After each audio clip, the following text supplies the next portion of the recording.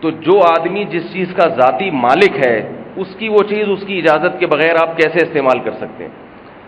یہ جگہ کا مالک نہیں ہے، پھر بھی صرف بیٹھنے کی وجہ سے آپ اس کی جگہ استعمال نہیں کر سکتے، تو جو کسی شے کا مالک ہوگا تو آپ اس کی مملوکہ چیز کو اس کی اجازت کے بغیر کیسے استعمال کر سکتے ہیں؟ یہ کام بھی بہت ہوتا ہے۔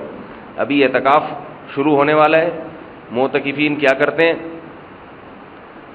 اس کا کنگا اٹھا کے استعمال کر کے پتہ نہیں کہاں رکھ دیا، جب اس کو ضرورت ہوگی وہ تلاش کرتا رہے گا۔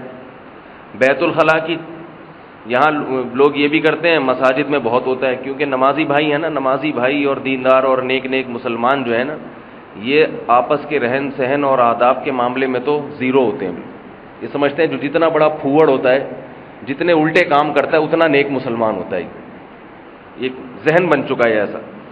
کئی دفعہ ایسا ہوتا ہے کہ کسی آدمی کو بیت الخلاء جانا ہے، واش روم جانا ہے، اسے اپنی چپل نہیں مل رہی تو جو ملی وہ پہن کے چلا جاتا ہے۔ وہ یہ سوچ لیتا ہے کہ میں کون سا گھر لے کے جا رہا ہوں، تھوڑی دیر میں واپس آ جاؤں گا۔ اب جس کی چپل ہے وہ کھڑا ہوا دیکھ رہا ہے کہ انتظار کر رہا ہے، میری چپل پتہ نہیں چوری ہو گئی ہے، کیا ہو گیا ہے۔ بعض دفعہ وہ ننگے پاؤں گھر چلا جاتا ہے یہ سمجھ کے کہ چوری ہو گئی، کیونکہ آپ واش روم میں کتنی دیر بیٹھے ہیں اسے تھوڑی پتہ ہے۔ اور بعض دفعہ اس کو پتہ چل جاتا ہے کہ کوئی محترم واش روم پہن کے گئے ہوئے ہیں۔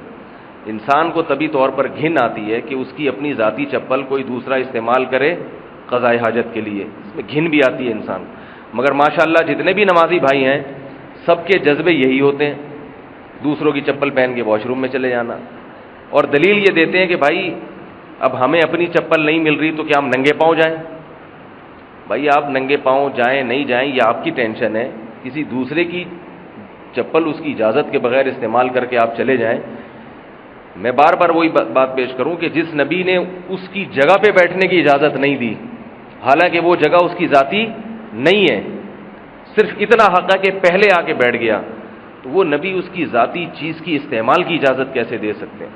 تو یہ چیزیں چونکہ ہم شروع سے سیکھتے نہیں ہیں، اس لیے بعد میں جا کے پھر بہنوں کی وراثتیں بھی کھا جاتے ہیں، دکانوں پہ بھی قبضہ کر لیتے ہیں، ایک کی چیز اٹھا کے دوسرا لے گیا، دوسرے کی چیز اٹھا کے بغیر اجازت کے ایک دوسرے کی چیزوں کا بھرپور استعمال ہو رہا ہوتا ہے، اور چیز لے کے واپس نہ کرنا یہ ایک فیشن بن چکا ہے۔ کسی کو کوئی کتاب پڑھنے کے لیے دے دیں، پھر 20 سال میں بھی وہ واپس نہیں کرے گا، اور وہ بھول جائے گا کہ آپ نے اس کو کوئی چیز دی بھی تھی، قرضہ لے کے کھا جاتے ہیں۔ تو یہ ساری چیزیں اس لیے ہمارے معاشرے میں آتی جا رہی ہیں کہ رسول اللہ صلی اللہ علیہ وسلم کی وہ تعلیمات جو آپس میں رہن سہن سے متعلق ہیں، وہ تعلیمات ہم نہ تو سیکھتے ہیں نہ اس پر عمل کرنے کی کوشش کرتے ہیں۔